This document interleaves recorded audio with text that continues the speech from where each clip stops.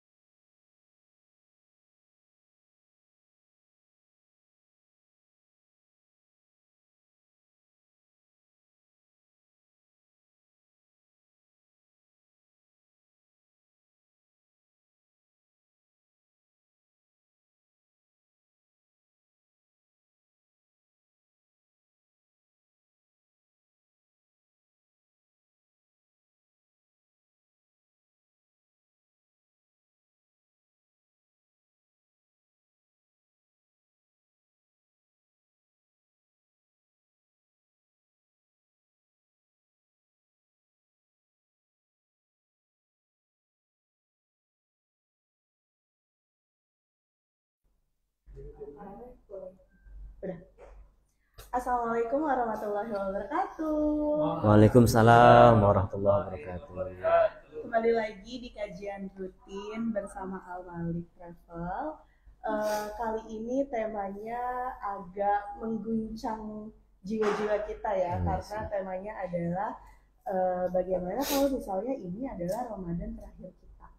Wah, kan namanya umur kita juga nggak tahu ya. Bisa kita nggak akan tahu umur kita di 1 menit ke depannya, kita nggak tahu gitu. Makanya kalau misalnya kalian penasaran nih apa gimana sih supaya kita bisa memaksimalkan kalau misalnya ini adalah Ramadan terakhir kita, yuk kita dengerin langsung aja kajian dari Ustadz Najmi Fatani.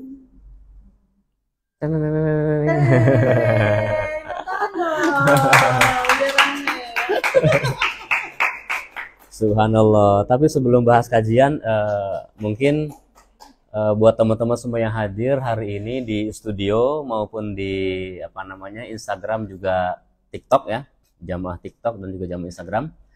Sebelumnya assalamualaikum warahmatullahi wabarakatuh. Waalaikumsalam warahmatullahi wabarakatuh.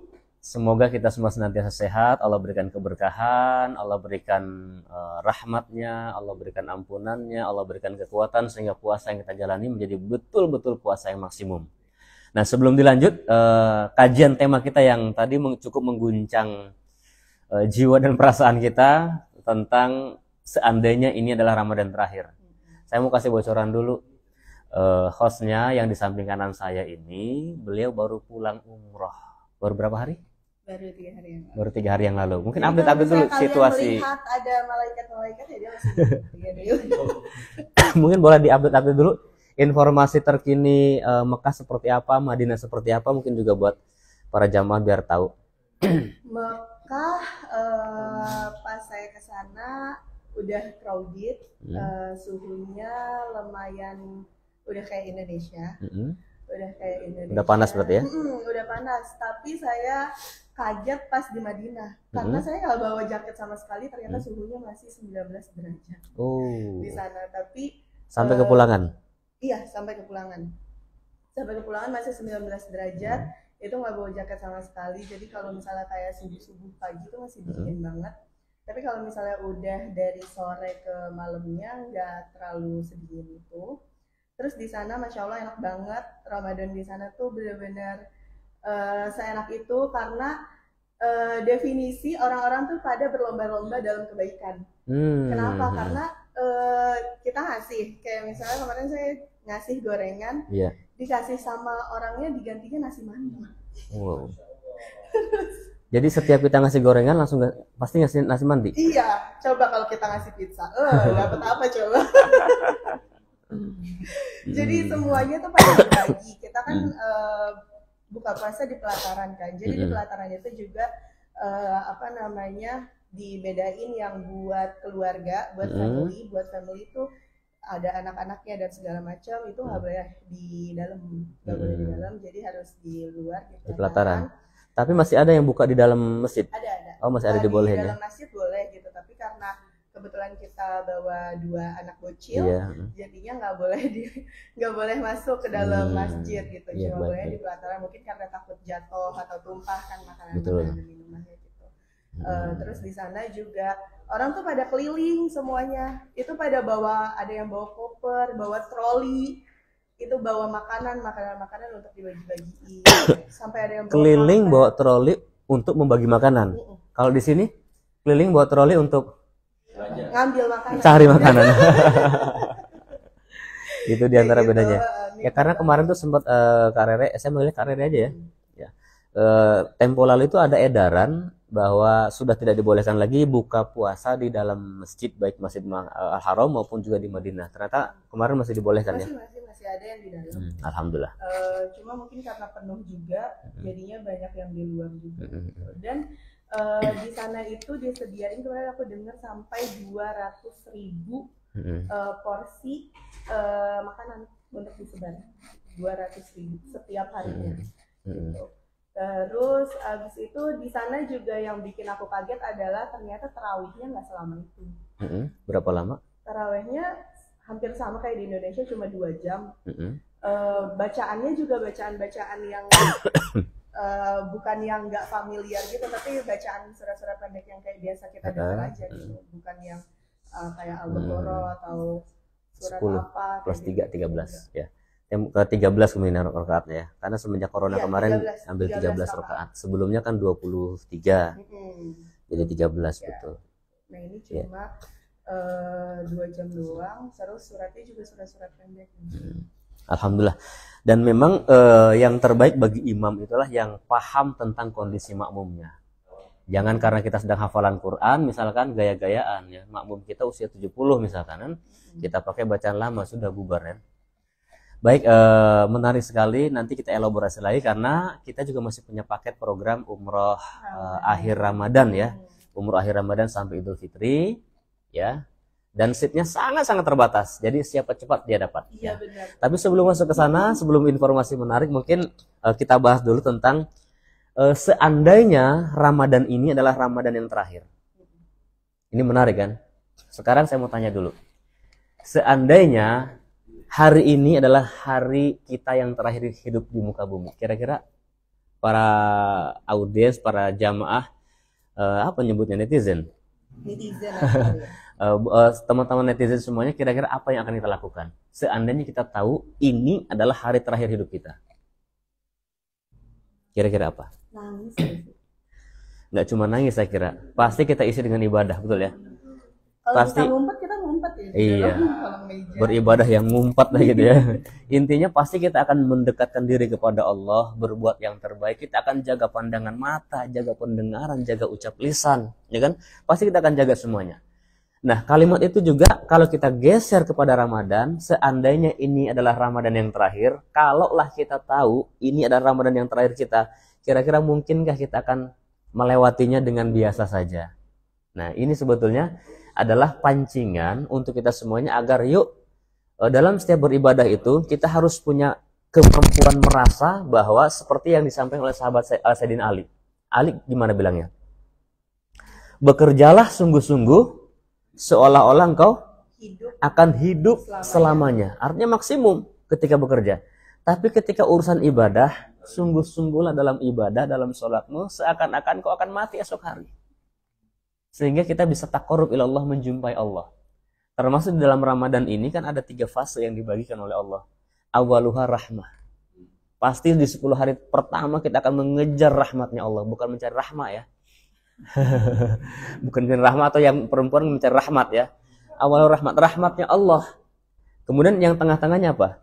Maghfirah, ampunannya Allah. Sebentar lagi, ini sudah hari keberapa puasa? 8. Sebentar lagi kita akan masuk fase maghfirah, fase ampunan Allah. Dan rizki yang paling besar daripada Allah kasih kepada kita adalah ampunan.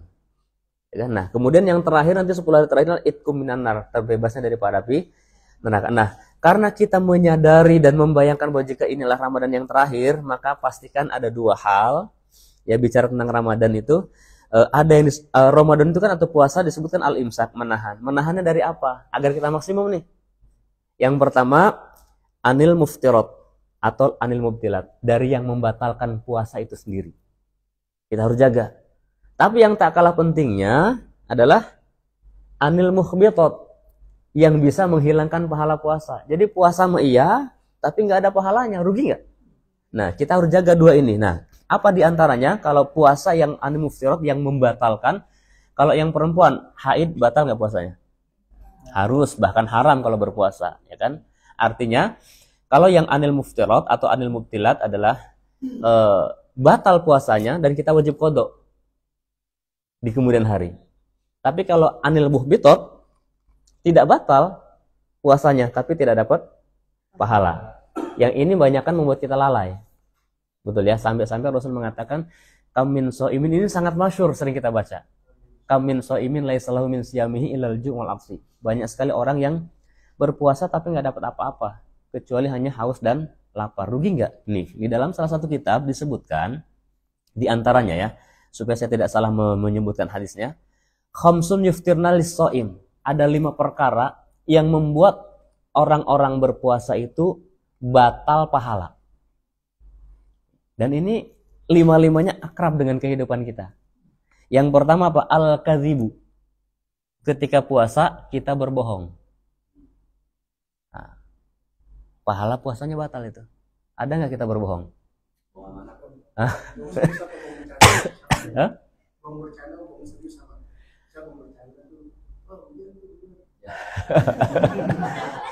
Ngeprank ya.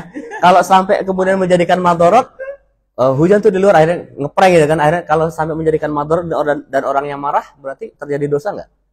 Terjadi dosa, maka bisa menjadikan juga sesuatu yang atau misalkan Allahu Akbar, Allahu Akbar, ini adzan apa ya, kok mirip maghrib misalkan gitu.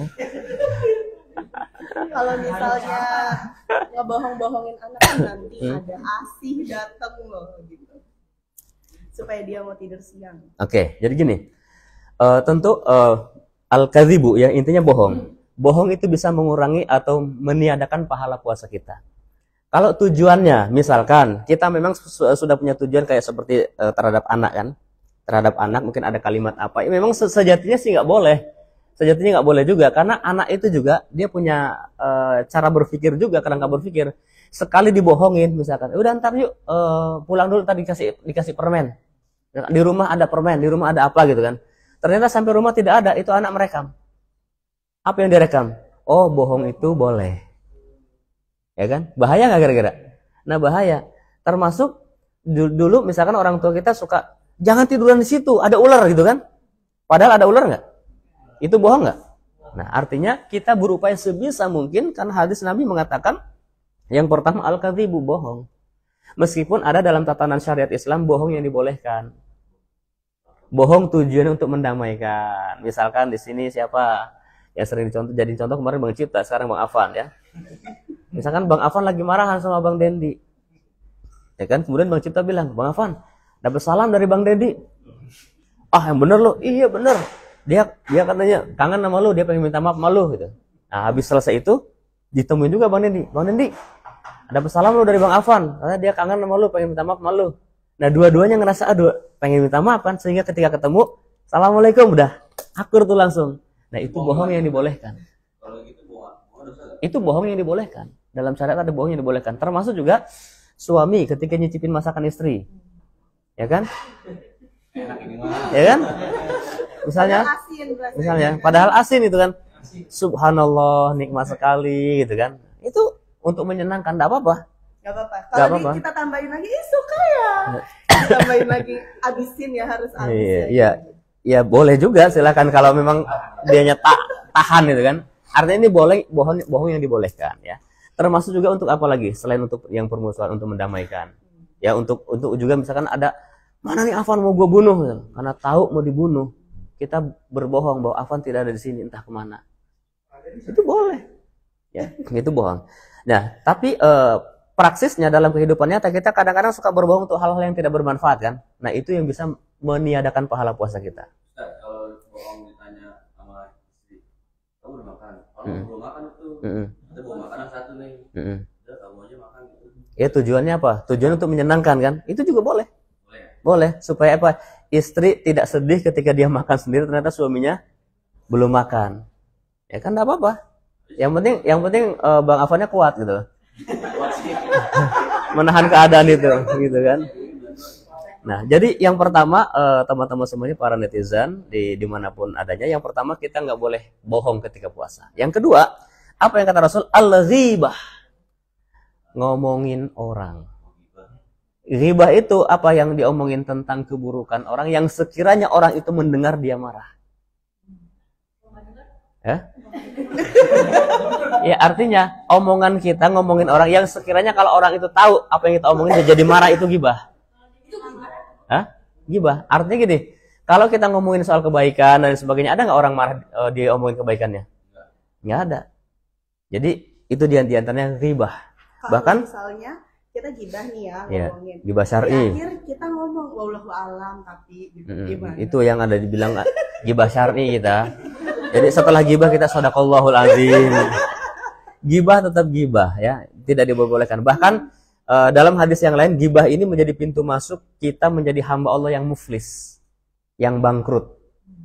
Bangkrut itu apa? Modal habis, bahkan kita berhutang. Gitu ya, gibah. Nah, yang ketiga, wan namimah. Apa itu namimah? Adu domba.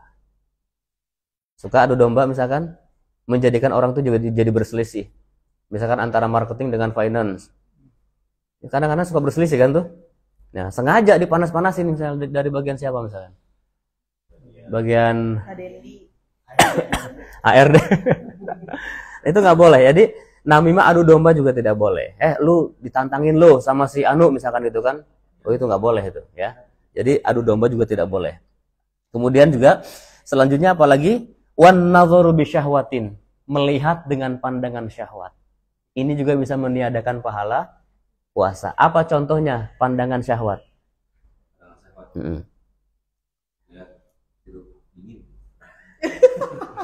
Termasuk kepada makanan, betul. Jadi misalkan melihat gambar normal yang pornografi, foto-foto yang pornografi, ada timbul syahwat, apalagi itu sudah jelas tidak boleh kan. Melihat yang halal dengan syahwat saja nggak boleh. Melihat yang halal dengan syahwat itu tidak boleh. Ya. Sayang-sayangan sama suami juga nggak boleh. Sayang-sayangan pada saat puasa dibolehkan dengan catatan kuat, tahan, tidak sampai terjadi keluar sesuatu. Kau kuat? Gitu. Karena kalau sampai mohon maaf ya, ini kan netizen juga sudah pada dewasa ya. Kalau misalkan sayang-sayangan tapi kemudian basah gitu kan atau keluar, maka pahala batal puasanya. Itu bukan cuma sekedar pahalanya jadi hilang, tapi batal puasanya. Tapi dapat pahala saling menyayanginya. Tapi di momen yang tidak tepat, gitu ya. Pahala apanya? Ya gedean puasa dong. Puasa lagi. Kondisinya kan lagi puasa, berarti dia mendapatkan dua hukuman. Yang pertama batal puasanya dan batal pahala puasanya. Gitu kalau sampai terjadi gitu. Tapi kalau sampai sayang-sayangan tidak menimbulkan tragedi gitu kan, cuma sekedar, karena kalau sampai tragedi bahkan mohon maaf duhul, terjadi hubungan badan kan hukumannya lain lagi. 2 bulan puasa berturut-turut, nggak boleh jeda. Ketika nanti membayar hutangnya baru 6 hari kok jeda, harus diulang lagi. Itu hukuman soalnya, terjadi hukuman ya. Nah, termasuk ponten mohon maaf, kemarin ada banyak yang nanya juga, Kang Ustadz melihat makanan ya kan, terus sampai tiba-tiba tergoda nih ya kan, itu bagaimana hukumnya? Awalnya mubah melihat makanan tersebut dalam gambar atau dalam video, mungkin dia pengen belajar masak, tapi lama-lama tergoda menjadi makruh sampai batal puasanya gara-gara ngelihat makanan dalam video, berarti hukumnya haram. Yang bikin video itu Ya? Tujuannya apa? Yang bikin video. Kalau memang dia teman-teman ini cara masak untuk berbuka puasa misalkan, nanti dia tujuannya adalah untuk memang edukasi masakan gitu ya, salah yang nontonnya, kenapa dicari itu, harusnya segera bergeser gitu kan. Jadi nadzaru bisyawatin, syahwat bukan cuma sekedar lawan jenis, tapi terhadap hal-hal lain pun, bahkan terhadap makanan. Kalau kita jadi sampai menimbulkan syahwat dan kemudian tergoda untuk berbuka, maka itu menjadi haram. Dan yang terakhir adalah wal yaminul kadzib, sumpah palsu. Itu juga menjadikan pahala kita batal puasanya. Jadi bayangkan kalau ini adalah puasa kita yang terakhir, hindari dari 2 hal. Yang pertama yang membatalkan puasa itu sendiri, dan yang kedua yang seringkali bahkan ini tidak terasa adalah yang membatalkan pahala puasa. Karena tak jarang puasa iya tapi ngomongin orang iya, puasa iya tapi dusta iya, ya kan? Bahkan ada yang lebih parah lagi, puasa iya sholat kagak. Ada. Nggak boleh. Puasa wajib, sholat juga wajib. Ya mungkin itu dulu ya. Nanti kita elaborasi lagi karena selanjutnya masih ada informasi tentang umroh ya. Silakan. Pak Ustadz, ini ada yang tanya. Tadi kan ada 5 perkara yang yang nggak dapat pahala di misalnya kan, termasuk salah satunya gibah. Ini ada yang bertanya dari Sinwan Haryanto. Oh, Pak Sinwan ya, jamaah kita itu. Pak Ustadz, izin bertanya, jika kita gibah membicarakan kekurangan orang, tapi tujuannya untuk mencari solusi supaya yang orang dibicarakan itu bisa menjadi lebih baik, apakah diperbolehkan? Terima kasih Pak Sinwan. Salam semangat. Insya Allah kita umroh lagi ya. Nah, tinggal bilang lagi sama Ibu Uut. Insya Allah. Jadi kalau itu kondisinya, itu tujuannya bukan gibah. Misal nih, kita punya adik. Masalah mulu nih adik kita kan. Betul ya. Kebetulan kita di bulan Ramadan pengen cari solusi. Kita kumpul keluarga, misalkan kakak-kakaknya kumpul. Ini adik kita gimana? Emang apa sih yang lu tahu tentang adik kita? Ini gini. Dikumpulin datanya, tujuannya untuk nyari solusi. Itu bukan gibah, Pak Sinwan. Jadi kalau memang tujuannya mencari solusi, pasti kita butuh data-data. Jadi bukan termasuk gibah. Bahkan itu berpahala karena kita tujuan untuk mengangkat harkat martabat orang lain atau menolong orang lain, seperti yang tadi Pak Sinwan tanyakan. Gitu. Berlaku juga ke teman-teman kita ya, Pak. Iya, betul. Misalnya kepada semua yang hadir. Di satu geng gitu punya grup lain, terus habis itu ngomongin tuh kalau teman kita yang kayak gini gimana ya supaya bisa dia lebih baik lagi gitu. Kita berlaku seperti itu. Iya. Jadi tapi ingat ya, sebatas untuk mencari solusi. Karena kadang-kadang awalnya tujuannya nyari solusi, akhirnya tapi kebablasan. Jadi betul-betul ngomongin jeleknya yang lebih panjang. Tidak ada solusi. Nah, kalau ngomongin jelek sepanjang waktu tidak ada solusi, maka itu bukan tujuan solusi. Ada itu menjadi gibah. Ya? Misalnya gibah tuh. Misalnya kalau misalnya mau cari solusi nih, gibahnya cuma sampai jam segini doang gitu, menit ke sini doang. Mungkin batasannya bukan waktu ya, tapi batasan tujuan. Selama dalam bahasan itu ada tujuannya dan endingnya adalah solusi, maka tidak gibah. Tapi kalau tidak ada sama sekali solusi, bahkan justru memperkuat, maka itu menjadi gibah ya. Terus ini juga ada yang tanya, Pak Ustadz dari Kalibata _1, Assalamualaikum Pak Ustadz, jika berbuat khilaf kepada seseorang dan orang tersebut sudah meninggal sebelum kita minta maaf langsung ke beliau, bagaimana caranya kita menyampaikan minta maafnya? Tentang apa dulu ini? Kalau misalkan ada hubungan muamalahnya, itu harus disampaikan kepada keluarga dan ahli waris. Misalkan pernah berhutang gitu kan, yang dihutang sudah meninggal ya, harus dijumpai, disampaikan. Mohon maaf kemarin belum sempat membayar hutangnya dan ini hutang saya, silakan tunaikan. Kalau hubungan antar pribadi saja yang terjadi, ya minta ampun sama Allah, doakan saja. Ini sudah cukup. Artinya tidak ada implikasi kepada ahli waris ya. Begitu. Oke, ada informasi dari tim Al-Malik bahwa informasi umroh akhir Ramadan tinggal 4 sit lagi. Jadi silakan ya. Buat kalian yang mau sekeluarga, Ya. Bapak Ibu istri anak, Ya. langsung aja hubungin ke admin. Ya. Bisa lebaran di sana kan seru banget ya. Betul. Cari pengalaman lain. Jika ini Ramadan terakhir nggak sia-sia, insya Allah lebaran di sana. Insya Allah, betul. Karena teman-teman semuanya ada keistimewaan. Ada keistimewaan umrah di bulan Ramadan. Apa keistimewaannya? Haji yang dilakukan ini sering kali kami sampaikan. Haji yang dilaksanakan oleh Rasulullah kan hanya 1 kali. Dan sangat beruntung sahabat yang bisa mengiringinya berhaji bersama Rasul. Karena itu perdana. Jadi Rasul itu merangkum perjalanan para nabi, dijadikan satu menjadi haji. Sampai-sampai Rasul mengatakan, khudhu anni manasikakum. Ambillah dariku tata cara manasik kalian, baik umrah maupun haji. Jadi sangat beruntung. Artinya tidak ada lagi kesempatan orang yang bisa menemani haji bersama Rasul. Tapi Rasul sampaikan, siapa orang yang datang ke Mekah melaksanakan umroh di musim haji, ke haji ma'i, sama seperti nilainya ya, sama seperti haji bersamaku, kata Rasul. Itu keistimewaannya. Artinya luar biasa loh haji sama Rasul. Tapi tidak menggugurkan kewajiban haji ya, tetap wajib hajinya. Cuman kita punya keistimewaan yang luar biasa, mendapatkan nilai yang setara dengan haji bersama Rasul. Maka ketika tawaf bayangin di depan kita Rasulullah. Ketika sa'i juga bayangin yang mimpin kita lah Rasulullah. Pasti berurai air mata, mendalam sangat. Dan bayangin Doa kita dipimpin langsung oleh Rasulullah Muhammad SAW yang sifat doa Rasulullah wajib diijabah. Dahsyat. Ya. Ya. Subhanallah. Mungkin bisa ada kesempatan nanti ke Raudoh di hari-hari terakhir Ramadan kan. Masya Allah banget tuh, sisa 4 seat lagi. Pak Ustadz, ini ada yang nanya lagi. Ya, kalau misalnya perempuan itu kan nggak bisa kita hentiin ya si tamu yang datang ini. Oke, haid ya. Nah, jika ini Ramadan terakhir kita, pasti kan kita ingin memaksimalkan ibadah. Iya, iya. Tapi kadang si tamu suka tiba-tiba datang gitu. Ada nggak sih amalan-amalan yang bisa dilakukan ketika bulan Ramadan ini? Pertanyaan dari Ibu Neneng Rina 83. Ibu Neneng Rina, bukan Neneng Mua ya? Ada yang Mua juga kemarin.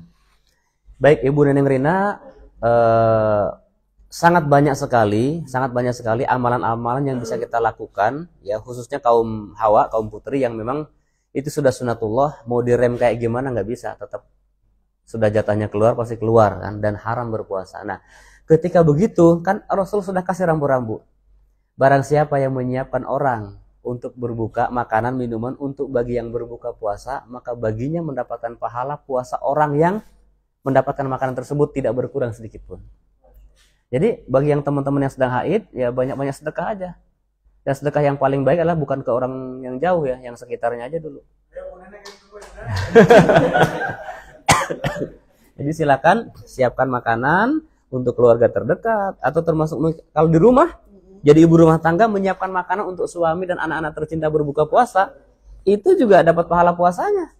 Bahkan dapat pahala puasa suami, dapat pahala puasa anak, dapat pahala puasa ayah. Kita ajak juga ke mushola misalkan buat 10 nampan atau 10 porsi. Dapat juga pahala puasa dari 10 orang tersebut, tidak berkurang sedikit pun. Itu pahala yang kalau mau kita raih pahala puasanya. Belum lagi nilai sedekahnya. Ya kan? Nah, nanti akan nyambung juga daripada hadis yang lain, boleh saya bacakan aja ya. Nah, karena istimewanya bagi orang yang berpuasa itu naumus shaim ibadah. Ini di dalam salah satu kitab Tangkihul Qaul halaman 33, saya sudah catatkan hadisnya. Jadi tidurnya saja ibadah. Ya kan nih. Tapi jangan mentok berhenti di situ. Ada lanjutannya kalimat ini. Tidurnya saja ibadah, kemudian wasum tuhu tasbihun. Diamnya itu merupakan tasbih. Jadi daripada kita ngomongin orang, diam aja. Ibu sedang tidak berpuasa misalkan, karena kondisinya haid, itu kan sudah sunatul alamnya. Kita menjaga daripada tidak berbicara kepada orang lain untuk ghibah dan lain sebagainya, itu juga merupakan tasbih. Karena memang bukan keinginan kita kalau bicara soal haid, adanya di bulan suci Ramadan. Kemudian wa amaluhu mudha'af. Amalnya, perbuatannya itu dilipat gandakan pahalanya. Termasuk hari ini teman-teman kan puasa tapi kerja. Ya kan, kerjanya maksimum lagi misalkan. Biasanya sebelum bulan puasa misalkan target kita mendapat 50 jamaah, di puasa dapat 60 misalkan. Karena luar biasa sprintnya kan kencang segala macam, itu dilipat gandakan. Termasuk tadi memberikan buat takjil dan lain sebagainya. Dan termasuk juga wa du'ahu mustajabun, doanya itu diijabah. Di doa-doa itu diijabah. Makanya termasuk ini rahasianya dari sahabat, dari istrinya Rasulullah Aisyah. Di antara rahasia doa yang mustajab adalah kita mendoakan orang dengan orang tersebut yang didoakan tidak tahu kita doanya apa. Nah, apalagi di bulan puasa, mumpung doanya mustajab, maka saling mendoakanlah di antara sama. Ya kan, misalkan yang masih jomblo, ya kan, saling mendoakan, ya Allah semoga. Jadi ngedoain orang lain maka doanya ke kita. Jangan ya Allah, misalkan apa, semoga celaka, semoga bangkrut, jangan. Itu nggak boleh, itu bukan doa. Itu namanya mencela ya. Kemudian yang terakhir wa dzambuhu maghfurun, dan dosa-dosanya diampuni. Ini kan juga keistimewaan yang luar biasa. Jadi meskipun kita sedang haid, masih banyak amal yang bisa kita kerjakan. Baca Quran, banyak para ulama mengatakan tidak boleh. Maka banyaklah bersolawat. Kalau zikir pagi petang? Zikir pagi petang, doa-doa yang biasa kita, karena sudah jadi rutin kita baca doa, nggak apa-apa kita baca doa. Walaupun doa pagi petang meskipun ayat-ayat Al-Quran. Ya.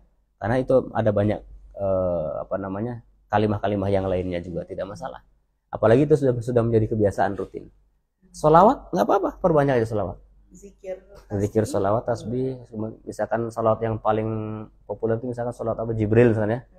Sallallahu ala Muhammad. Daripada kita ngomongin yang lain kan, Sallallahu alaihi wasallam. Duduk sama misalkan pasangan, Sallallahu ya. Enggak apa-apa. Ya kan? Salawatan aja. Sambil masak, Sallallahu. Iya, betul. Sambil apa lagi? Sambil nyuci. Sambil nyuci. Boleh itu. Dibolehkan. Nidurin anak. Betul. Nidurin suami. Sallallahu. Boleh. Jadi begitu ya Bu Neneng ya. Iya. Jangan putus asa, jangan putus harapan buat teman-teman perempuan, teman-teman wanita yang dalam kondisi sedang haid. Masih banyak ladang pahala yang bisa kita raih di musim Ramadan ini. Ya. Jadi itu tetap jadi pahala ya. Jadi pahala, tetap jadi pahala. Apapun yang kita kerjakan. Betul, betul. Baik banget sih Allah. Ini juga ada lagi yang tanya, 2 pertanyaan lagi Pak Ustadz. Yeah. Dari Diana Faisal. Assalamualaikum Pak Ustadz, mau tanya kalau memang silaturahmi itu untuk menyambung rezeki di bulan Ramadan ini banyak undangan bukber, tapi nggak datang, apakah termasuk memutus silaturahmi? Baik, undangan bukber. Ya, memang silaturahim sudah pasti. Sudah silaturahim itu adalah menjadi sebab juga jalannya rezeki ya. Namun memang perlu dijadi catatan untuk silaturahim dalam konteks bingkainya bukber di era sekarang ini. Ya kan tak jarang sudah mulai bukber dijadikan sebagai ajang untuk unjuk gigi keberhasilan. Ya kan? Kalau sudah tujuannya bukan begini, bukan Aziz. Unjuk gigi keberhasilan ya kan, sambil mungkin bahkan pengen cek sundatnya menembongkeun geus menang naon, geus boga naon, sudah punya apa kan. Itu kalau tujuannya sudah seperti itu maka menjadi sombong, maka sebaiknya tahan. Ya kan, jangan ikuti. Ada juga bukber ya kan, buka puasanya iya, sholatnya terabaikan, ya kan, menjadikan malah berdosa, abaikan. Jadi buat panitia-panitia bukber, tolong diatur sedemikian rupa, misalkan setelah kultum, doa ya kan, takjil sebentar, sholat dulu. Nggak apa-apa ngomong sama restoran yang misalkan sholat dulu, habis sholat langsung makan. Atau kalau musolanya nggak mencukupi ya oke, di rolling. Yang makan dulu silakan, sebagian sholat. Intinya sebagai panitia punya kewajiban tanggung jawab untuk mengingatkan kepada mereka yang datang untuk sholat. Karena kalau sampai mereka lalai bahaya juga. Ada juga bukber yang berkedok untuk ketemu crush masa lalu. Nah, apalagi makanya bukber ya, ini kan sebuah kegiatan yang baik ya. Ingin buka bersama, kemudian ingin doa bersama, tapi kalau tujuannya untuk mengenang masa lalu kan, angkatan SMP berapa misalkan gitu ya, maka datanglah bersama pasangannya. Sama anak juga. Ya, makanya ini buat bapak-bapak ya, jangan pada malas-malas kalau misalnya bukber ngajak istri sama anak. Kadang tuh kan. Masalahnya katanya kalau bawa istri sama anak budgetnya jadi nambah. Iya sih. Jadi itu gimana Pak Ustadz kalau misalnya bukber nggak datang, mutusin silaturahmi?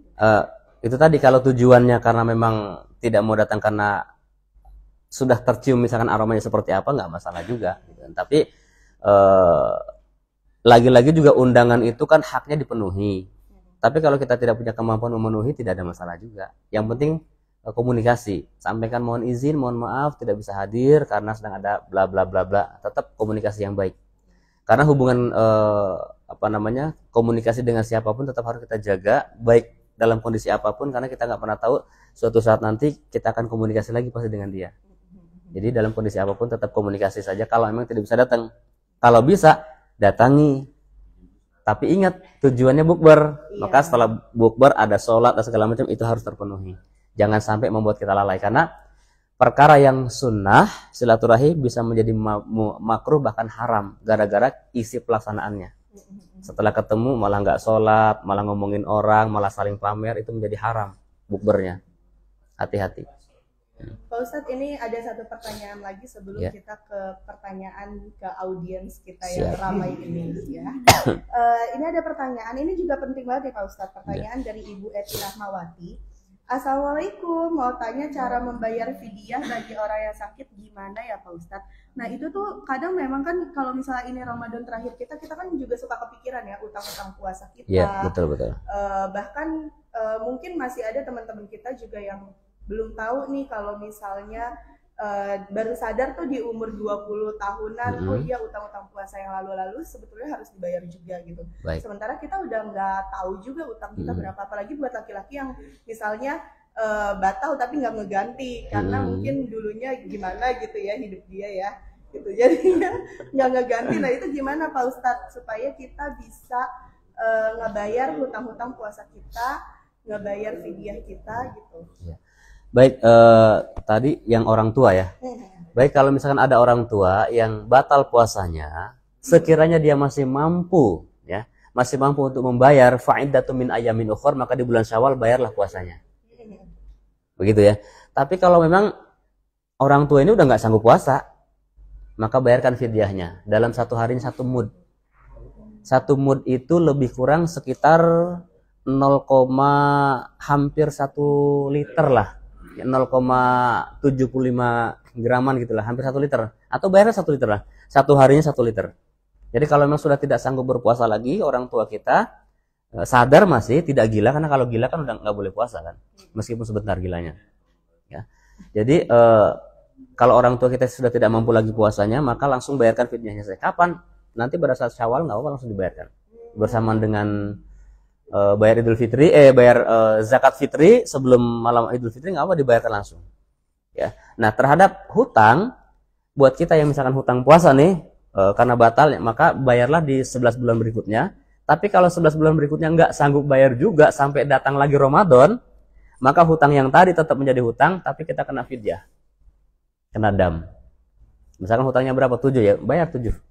Tetap bulan setelah Ramadan ini, maka Syawal yang akan datang kita tetap kena bayar hutang puasa yang sekarang dan yang sebelumnya. Itu tidak menjadi gugur. Lantas bagaimana menghitungnya? Nggak sanggup lagi, kayaknya udah lupa. Iya, udah lupa. Maka dibayang saja kira-kira berapa, ambil, yakini, bayar. Atau Gitu. mungkin bisa diganti dengan ini gak sih Pak Ustadz, kita rutin puasa Senin Kamis gitu. Di hari Senin Kamis diniatkan untuk bayar hutang puasa Ramadan, bisa. Itu bisa. Bisa begitu. Kalau misalnya untuk orang tua yang sudah meninggal, kita tahu nih orang tua kita yang sudah meninggal ini mungkin masih ada hutang puasa atau banyak hutang puasanya gitu. Nah kita anaknya bisa mengganti hutang puasa tersebut atau? Dibayarkan dengan fidyah. Oh, dibayarkan dengan fidyah. Biasanya kan guru-guru kita juga begitu meninggal dunia akan dihitung fidyah puasanya, fidyah sholatnya kan. Tapi kalau udah meninggal kemarin, puasa sekarang apakah kena fidyah lagi? Udah enggak. Kan kewajibannya buat bagi yang hidup. Buat kita yang hidup, bagi yang meninggal tidak kewajiban puasa. Berarti anaknya membantu untuk membayarkan fidyah. Betul, membayarkan fidyahnya. Nah, kalau misalnya fidyah itu kan tadi Pak Ustadz bilang itu seharga 1 liter. 1 mud, 1 liter lah gampangnya, lebih baik dilebihkan. 1 liter. Ada juga yang berpendapat ini Pak Ustadz, seharga kita makan sehari berapa gitu. Boleh juga, tidak masalah, itu kan jadi lebih bagus. Kan ini kan takaran minimum. Oh, itu takaran minimum. Takaran minimumnya, karena misalkan 1 mud 1 liter itu sekitar berapa sekarang? Karena sempat menjerit kemarin 15.000, kita makan 30.000, keluarkan 30.000 nggak apa-apa juga, itu lebih bagus. Jadi kewajiban hukuman itu pasti diberikan takaran minimum, batas minimumnya. Kalau mengerjakannya maksimum itu lebih bagus lagi, karena pasti akan kebermanfaatannya dirasakan lebih banyak lagi. Ada niat khusus gak sih? Maksudnya ada niat dalam bahasa Arabnya atau kita niatkan cukup pakai bahasa Indonesia aja untuk orang tua kita yang sudah meninggal? Cukup pakai bahasa Indonesia saja. Cukup pakai bahasa Indonesia. Saya keluarkan niat fidyah untuk puasa orang tua saya sekian, silakan. Gitu. Termasuk diberikan kepada misalkan keluarga terdekat, misalkan yang masih kurang mampu dan tidak usah diucapkan, ini fidyahnya nggak usah, niatkan aja dalam hati, karena bisa jadi saudara kita tersinggung nanti. Oh iya. Tapi bukan keluarga inti. Kalau keluarga inti itu wajib kita nafkahi. Di luar keluarga inti bisa kita berikan baik sedekah maupun zakat maupun fidyah. Jangan keluarga inti. Kalau keluarga inti misalkan kita berikan fidyah kepada orang tua. Orang tua itu kan wajib kita nafkahi. Nggak boleh. Bahkan termasuk orang yang paling pelit kita ngasih sedekah, ngasih zakat ke orang tua. Mah nih zakat saya, nggak boleh itu. Nggak boleh. Karena itu kewajiban. Zakat itu diberikan ke siapa? Kanan kiri sebelah, sepupu misalkan, atau bibi. Itu kan bukan kewajiban. Kakak adik kan tanggung jawab kita juga. Keluarga inti. Even dia udah berkeluarga. Iya, jadi jangan ke keluarga inti. Gitu ya. Ada lagi? Ini mungkin pertanyaan dari internal dulu nih. Ayo, siapa yang mau bertanya? Pertanyaan internal. Saya Ustaz. Silahkan. Ya, silakan. Dari mana Mas? Saya Dendi Ustaz dari Pamulang. Iya. Kang Dendi dari Pamulang ya. Alhamdulillah. Ustaz, baiknya gimana mendahulukan membayar zakat atau membayar hutang ke teman kalau punya uangnya segitu-gitunya? Oh, siap. Apalagi temennya nagih buat bayar zakat juga lagi. Sama-sama beli zakat. Iya, baik. Terima kasih. Jadi perkara soal zakat jatuh kewajibannya kalau kita mampu. Ya, kalau kita mampu jatuh kewajiban zakat. Tapi kalau kita tidak mampu, maka kita berarti kategorinya mustahik, bahkan menerima zakat. Ya kan? Tapi mau nggak kita jadi penerima zakat? Tidak dong, kan? Nah, tapi kalau bicara hutang, ada nggak bisa pengalihan? Terjadi penurunan status? Tidak ada, hutang tetap hutang. Sampai kapanpun, bahkan ketika kita meninggal dunia, kita masih punya hutang, ruh kita tuh masih tergantung karena hutang kita. Maka, apa yang harus ditunaikan? Tunaikan dulu, apalagi tadi, bro, bayar dong, gue mau bebas zakat nih. Kita ada duit, bayarin. Kalau misalkan nggak ada, baru bilang. Yang penting komunikasi. Sorry bro, belum ada. Gitu kan, nggak apa-apa. Emang kenapa? Gue juga belum bayar zakat. Nah, kita tuh harus mendahulukan hutang atau mendahulukan berzakat, Pak Ustaz? Dahulukan hutang. Tapi ada tapinya juga. Ada tapinya juga dia. Jadi ketika zakat fitrah itu kan ada batas soalnya. Kalau zakat mal itu kan nisab. Kalau zakat fitrah itu batas akhirnya adalah ketika sholat Idul Fitri. Karena setelah sholat Idul Fitri sudah tidak direken lagi zakat fitrah. Itu jadi sedekah biasa, maka rugi. Maka tunaikan dari sebelumnya. Dan zakat fitrah itu kan harus segera dibagi habis kan. Nah, jadi mana yang harus didahulukan memang hutang kan itu kewajiban. Tapi kalau misalkan di hari terakhir kita nggak punya lagi, tapi masih ada kadar kemampuan. Sebenarnya kita punya kemampuan, misalkan punya penghasilan, cuma karena kemarin ceroboh aja dipakai buat bukbernya kebanyakan gitu kan, karena nggak enak ada mantan kita ngasih banyak misalkan iurannya gitu kan, sehingga zakatnya kegerus gitu kan. Kita boleh berhutang, kita boleh pinjem untuk bayar zakat. Pinjemnya ke orang yang tadi ngutangin. Balik lagi gitu. Jadi kalau dahulukan mana? Dahulukan hutang dulu baru zakat. Karena zakat itu bisa terjadi penurunan kualitas ketika betul-betul kita tidak mampu, nggak ada daya upaya, maka kita akan diberikan zakat malah yang ada.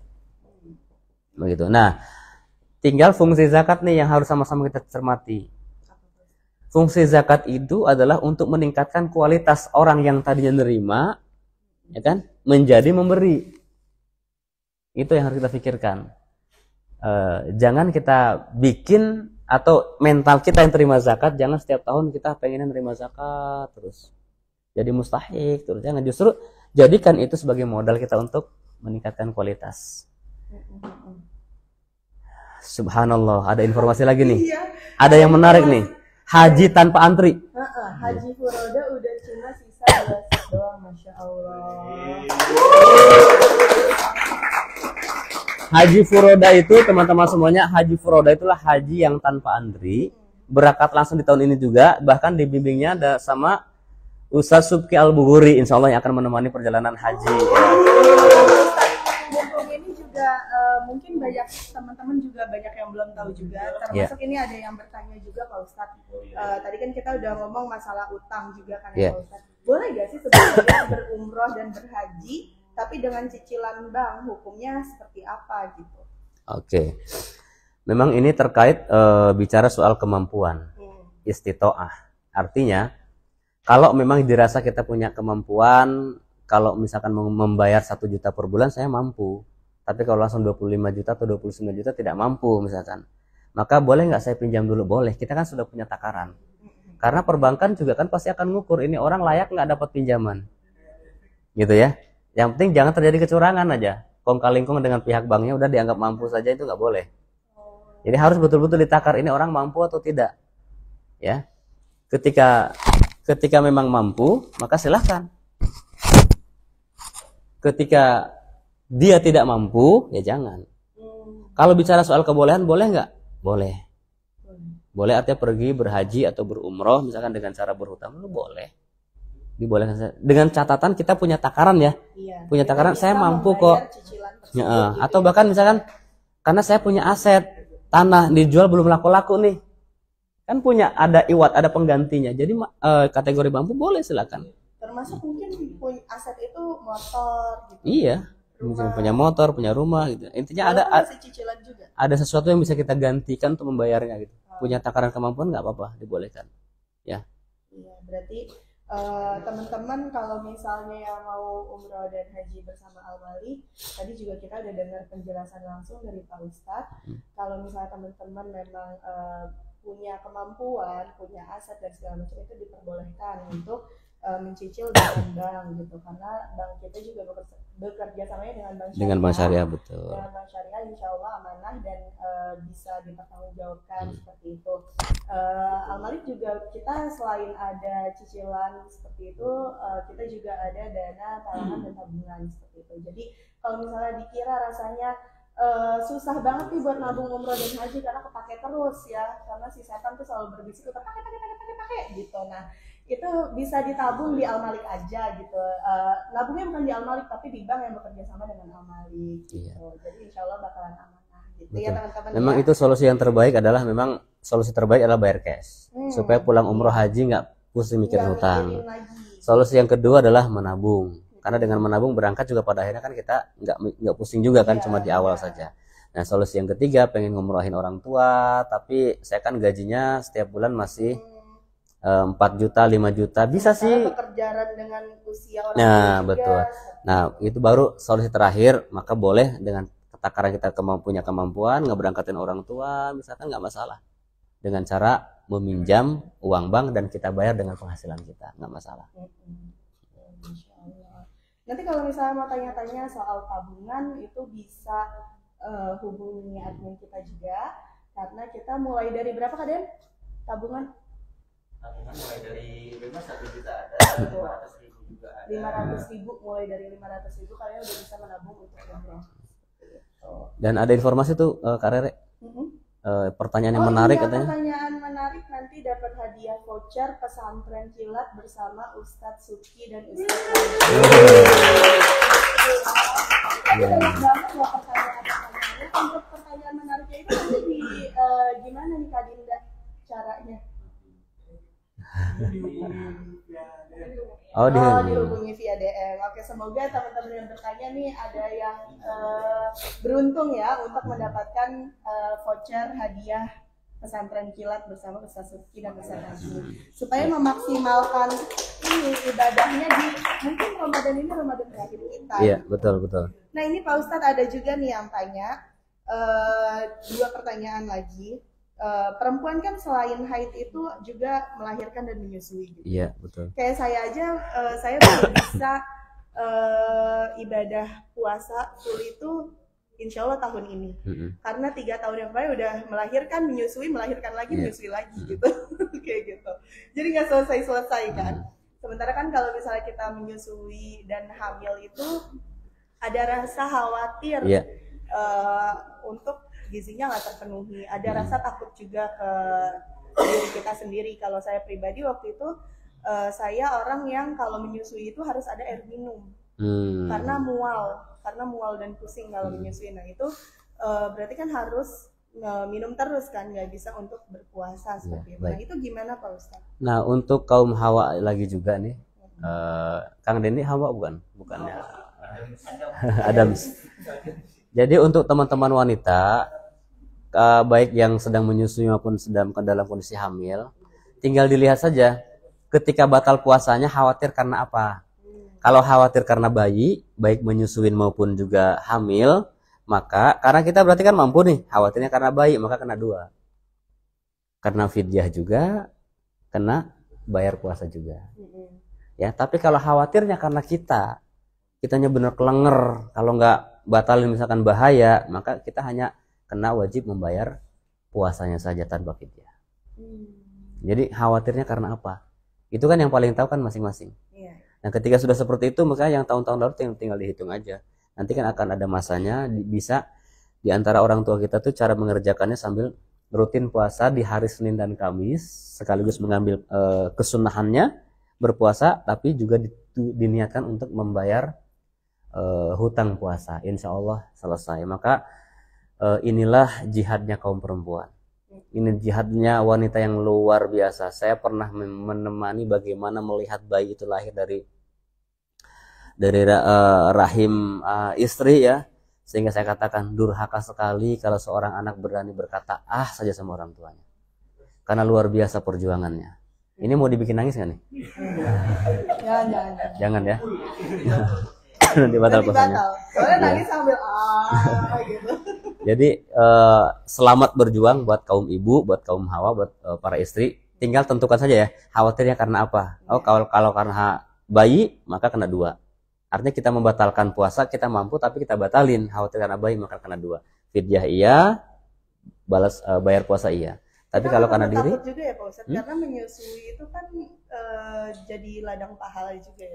Sangat apalagi di era sekarang banyak kaum ibu-ibu muda utamanya, begitu sudah lahirnya itu dia nggak mau nyusuin dengan alasan takut jelek, takut ini takut itu, padahal disitulah sisi bonding pertama yang akan tercipta antara ibu dengan anak.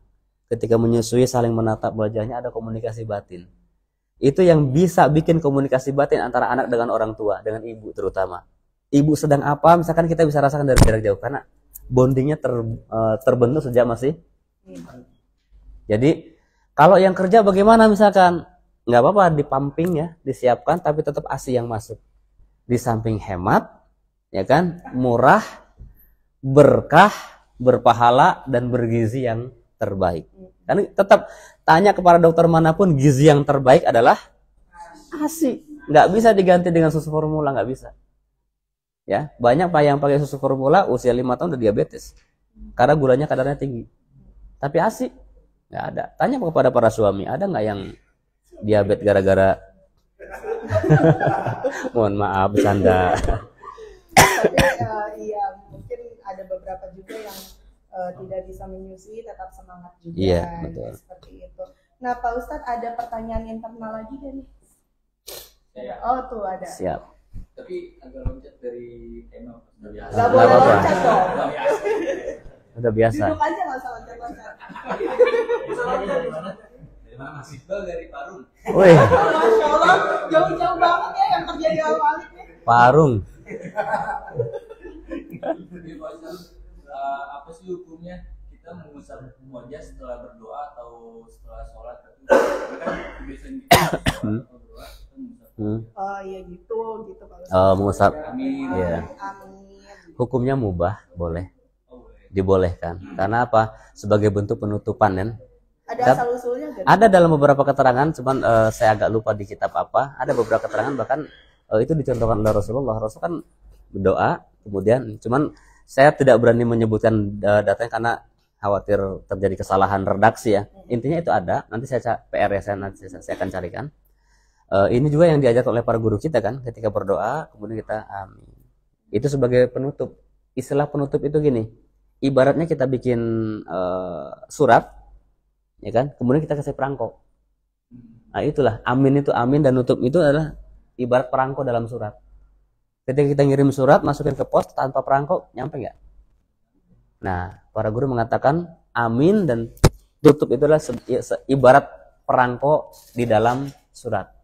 Maka yang terbaik menggunakan saja, nggak apa-apa. Berarti bisa juga sebagai rasa syukur kepada Allah. Oh bisa, luar biasa sekali ini dari Parung. Luar biasa banget, Masya Allah. Dari tadi. Pak Ustadz, Ya. apa namanya? Aku mau tanya nih. Mungkin masih banyak. Namanya bulan Ramadan cuma setahun sekali ya Pak Ustadz. Setahun Iya. sebulan. Setahun sebulan ya. Setahun sebulan. Jadi pasti harus di-refresh lagi. Iya. Seperti itu. Sebetulnya gimana sih Pak Ustadz hukum-hukum yang kalau misalnya puasa meneteskan, misalnya kita ada sakit mata, terus itu kita netesin obat mata, atau kuping kita gatal kita korek ke kuping, gitu. Atau ada upil yang mengganggu kita pangkal tuh upil gitu kan, katanya nggak boleh ya Pak Ustadz untuk masukkan cairan atau benda ke dalam lubang-lubang yang ada di dalam badan kita. Iya, yang nampak secara kasat mata ya, yang nampak mata. Memang tadi di bahasan awal kan kita membahas soal al-muftirat kan, dari yang membatalkan puasa. Di antaranya memasukkan sesuatu kepada lubang-lubang jasmaniah kita, ke lubang hidung, ke mulut, gitu kan. Sebagian ulama mengatakan Imam Asy-Syafi'i mata tidak termasuk. Mata nggak termasuk. Mata Jadi tidak boleh pakai termasuk. obat mata. Iya. Kalau sebetulnya kan kalau yang sifatnya obat itu dibolehkan. Boleh dicek di fatwa-fatwa Majelis Ulama Indonesia juga, termasuk ketika kita suntik Diabetes. infus. Oh, suntik infus. Suntik obat. Suntik obat. Misalkan kita lagi sakit disuntik obat, kan ada obat cairan tuh dimasukkan ke dalam tubuh kita, itu untuk obat nggak apa-apa. Tapi kalau suntik infus itu kan fungsinya cairan pengganti makanan, maka itu tidak boleh. Oh, gitu.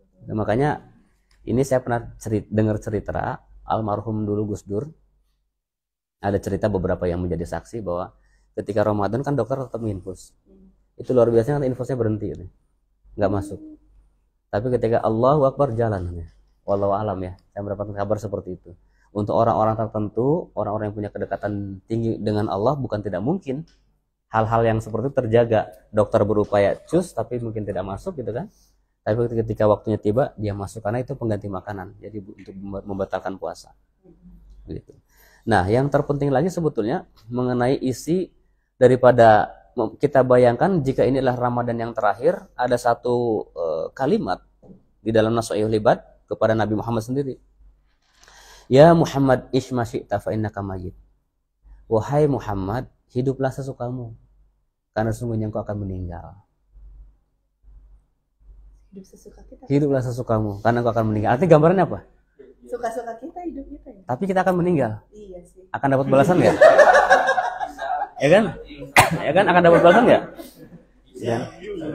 Ya kan? Artinya memang sepanjang kehidupan kita, termasuk Ramadan tahun ini, kita harus bayangkan kita tuh bakal balik. Bayangin ini Ramadan terakhir kita gitu loh. Jadi nggak boleh sembarangan. Nggak boleh kalau misalkan berbagi takjil, ada yang bagus, ada yang buruk, yang jeleknya kita kasih, yang bagusnya buat kita misalkan. Jadi jangan sampai melakukan perbuatan yang tidak terbaik. Harus give the best, harus berikan yang terbaik, apapun itu bentuknya. Nah, agar apa? Agar kita meraih as-sa'adah. Apa itu as-sa'adah? Kebahagiaan. Kan di awal saja, man fariha biduhu li Ramadan, haramallahu jasadahu 'alan nar. Siapa orang yang bahagia dengan hadirnya Ramadan, maka dia akan diharamkan jasadnya daripada api neraka.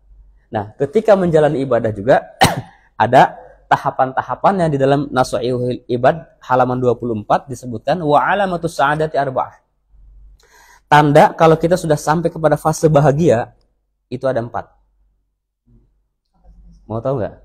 Mau tahu aja atau mau tahu banget? Alay bangetnya kayak generasi stroberi ya.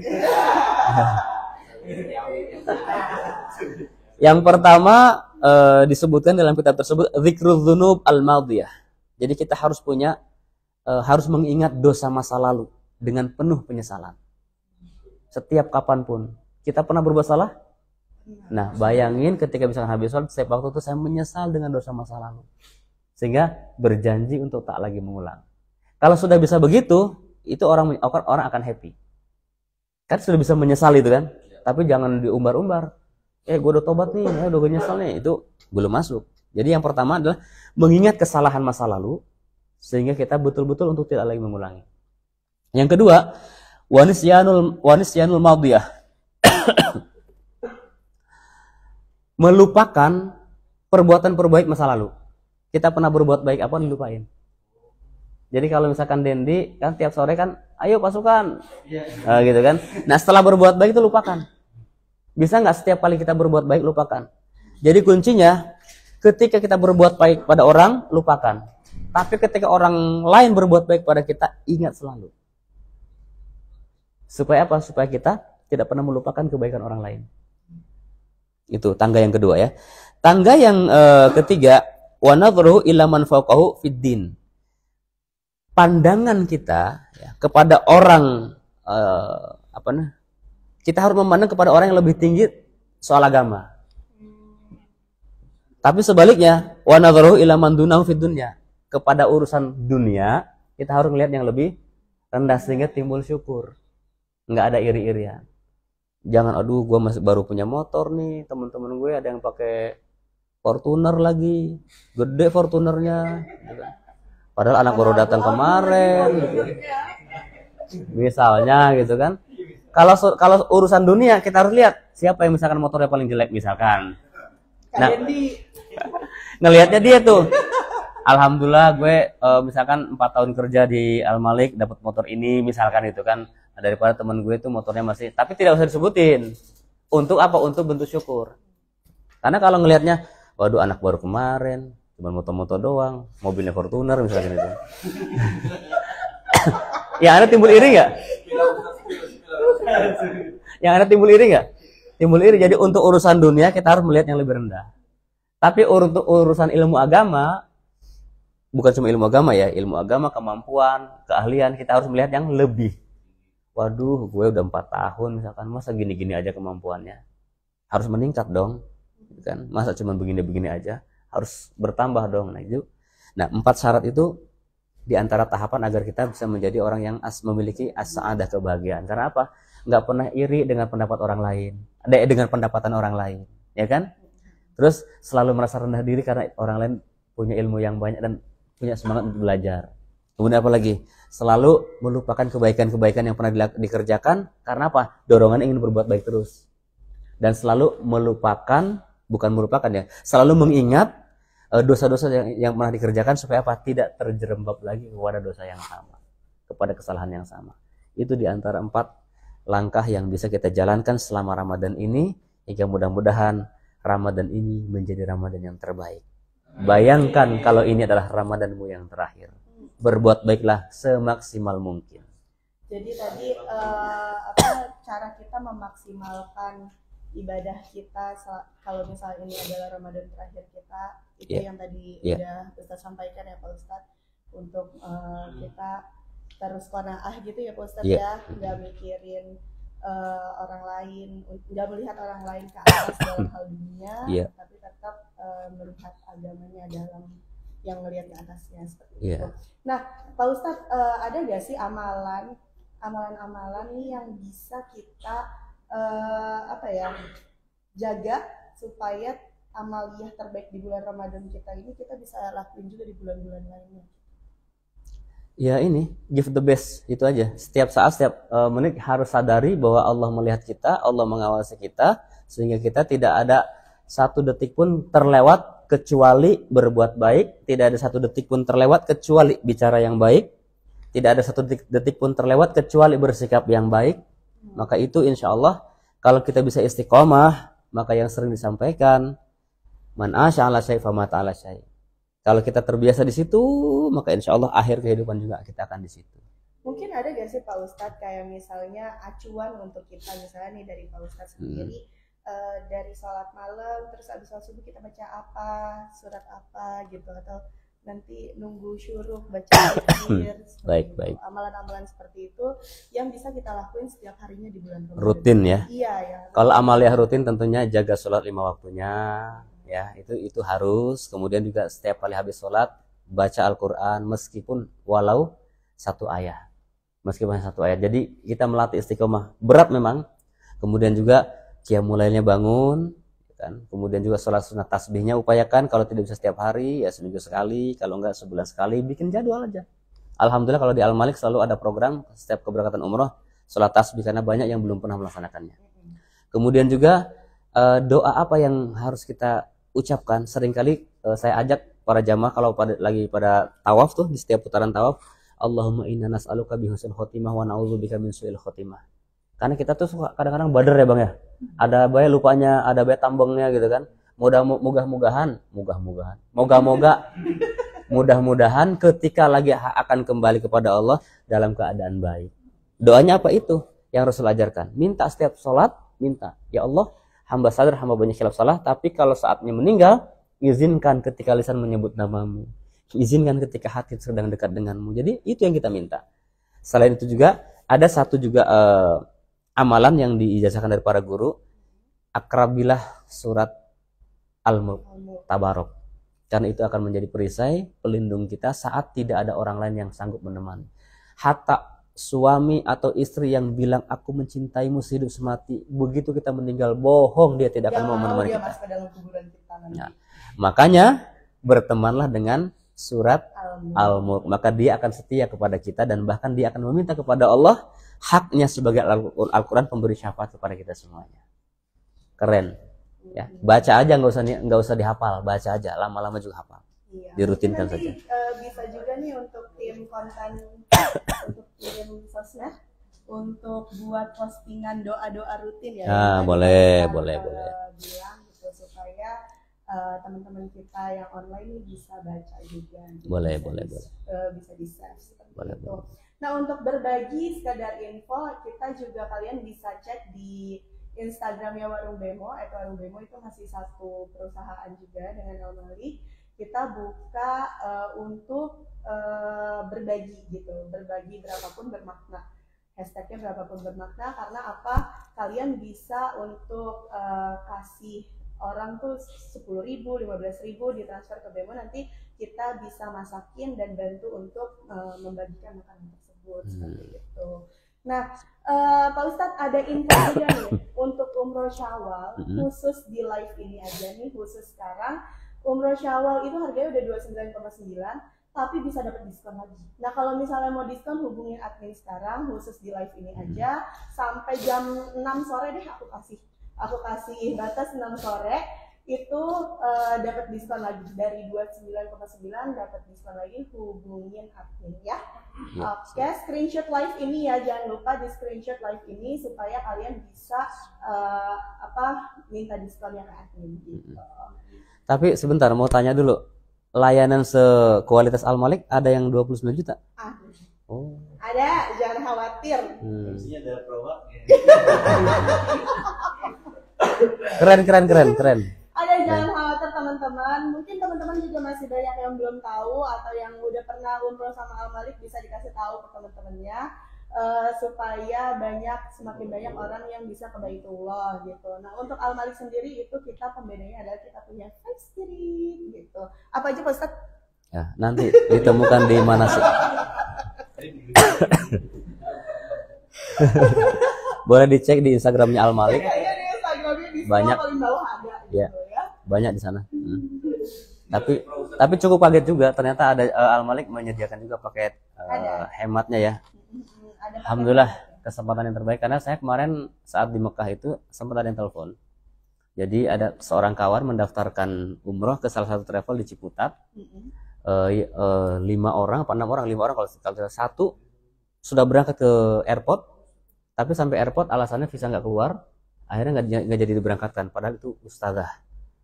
Sampai teman saya bingung, malu segala macam kan, gimana caranya. Dan yang 4 untung belum berangkat ke bandara kan, sehingga masih ditahan di rumah. Nah, yang satu ini gimana caranya, cari solusi segala macam. Pihak travelnya udah pasang badan, memang tidak ada uang. Dia nanya ke saya, mungkin nggak sih Arab Saudi menahan visa? Saya bilang Arab Saudi tidak menahan visa dan tidak menahan paspor. Kalau ada yang bilang nggak berangkat gara-gara paspor ditahan, visa nggak keluar, itu tidak, karena Atau pesawat cancel. betul, karena kemarin kita rombongan yang terakhir ada satu jamaah yang hanya 9 jam punya waktu ya, tapi sudah punya segala kelengkapannya. Visanya ternyata ada keliru nama sedikit, kita ajukan lagi hanya 4 jam keluar langsung. Jadi tidak ada namanya menahan visa. Jadi jangan dibohong ya.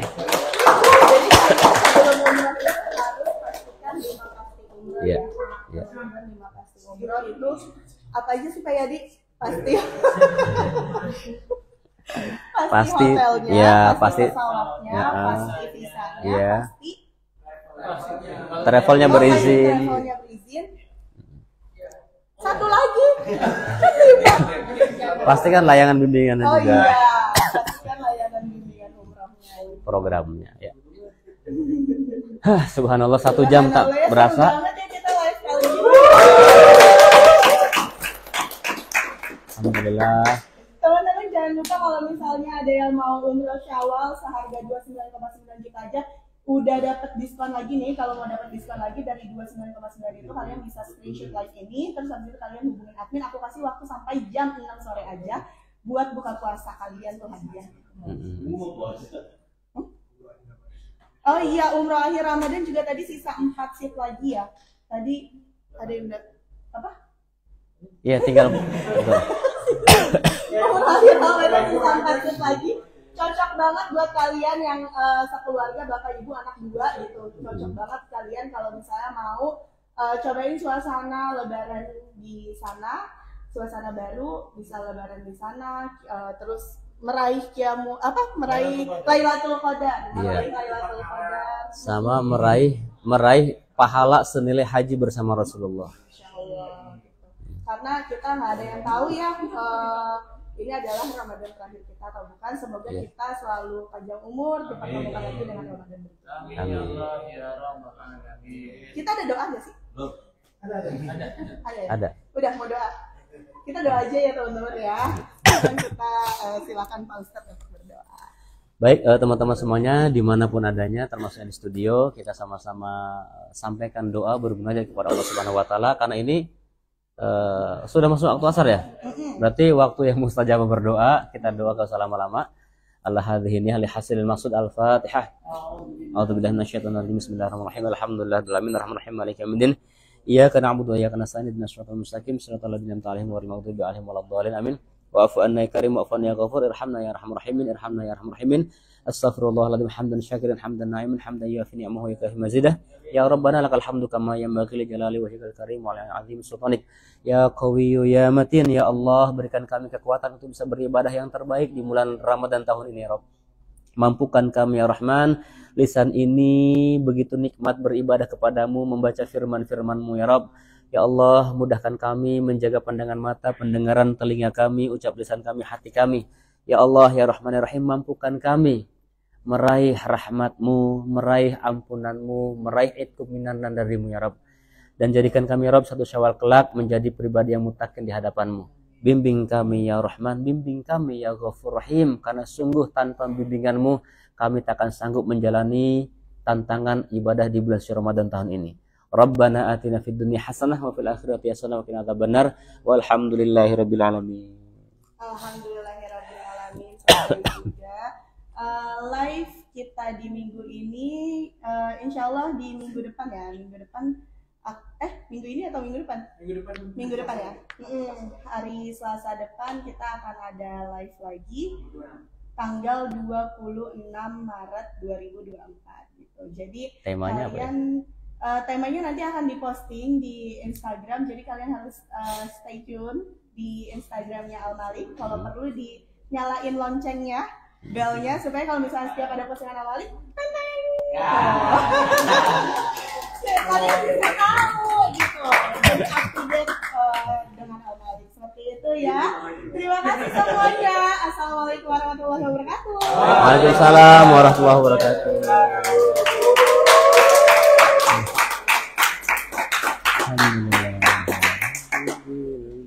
Ya Rabbi bil Mustafa balligh maqasidana wa ufir lana